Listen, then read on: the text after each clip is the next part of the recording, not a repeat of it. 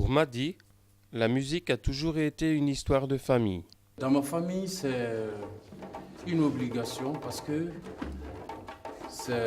on est des griots, je suis un griot, le descendant de Bala Faseke Kouyaté. Je suis un mandingue en Afrique comme une bibliothèque. Par ici, quand on veut avoir des histoires, on va à la bibliothèque pour pouvoir se ressourcer. Donc, nous, on est là en Afrique comme des bibliothèques. Donc, c'est obligatoire. C'est son grand-père qui l'a initié à la musique dès l'âge de 7 ans. J'ai commencé la musique avec le balafon. Depuis j'avais 6-7 ans, le soir, avant de manger d'abord le goûter obligatoire avec mon grand-père, il y a 30 balafons installés, tu es obligé. Si tu ne le fais pas, tu ne vas pas manger. Et puis, à 14 ans, j'étais déjà inscrit dans l'orchestre fédéral de ma ville natale, à Sigiri. Et puis, je suis venu à Mandiana, je faisais la guitare en ce moment. Donc, je joue jusqu'à un certain moment. Après, il y a mon oncle qui est là pour pouvoir détendre mes bras pour ne pas que je sois trop fatigué. En Afrique, il est pour coutume de perpétuer l'héritage que nos grands-parents nous ont enseigné et de ne pas abandonner. Même si je ne sais pas prendre le testament de mon papa, je préfère la tirer derrière moi, appeler au secours, mais je ne vais pas l'abandonner. Parce que je suis né, j'ai vu ma maman, mon papa qui font la musique, donc tous les jours, ça chante, ça joue dans la maison. Donc j'ai aimé aussi. Sinon, mon frère, lui, ne fait pas la musique, mais il sait jouer tous les instruments aussi. Mais il ne l'a pas choisi comme métier. Dans ma famille, tout le monde sait jouer la musique. Parce que si mon papa n'est pas là pour m'apprendre, ma maman qui me donne les leçons. La musique est une chose primordiale en Afrique. Tu as été particulièrement à Sigiri, tu vois comment est la famille. Donc, tout le monde fait la musique. On vit de ça. Donc le djembé, j'avais commencé en 99, mais je n'avais pas trop de temps pour me concentrer là-dessus, parce qu'avec beaucoup d'instruments, je suis tout le temps parti. Ma stratégie est que si je suis comme ça aujourd'hui, c'est très rare de voir un Kouyaté en train de jouer le djembé. Tu vas faire le tour du monde, peut-être s'il y a un Kouyaté qui fait du djembé, il y aura moi et mon oncle Papa Kouyaté. Il a même été surnommé le fou du rythme.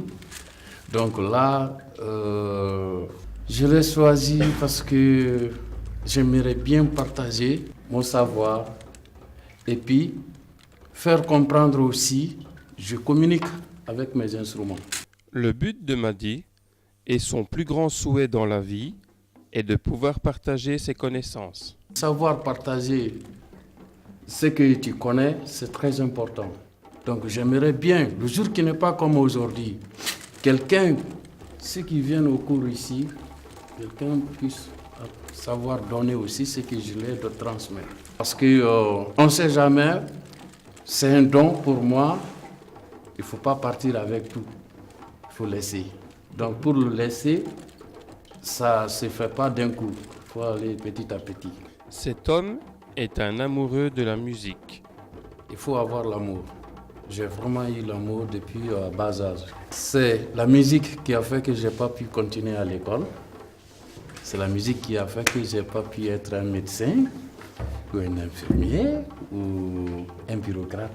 Donc là où je suis là, je me sens vraiment dans mon bureau.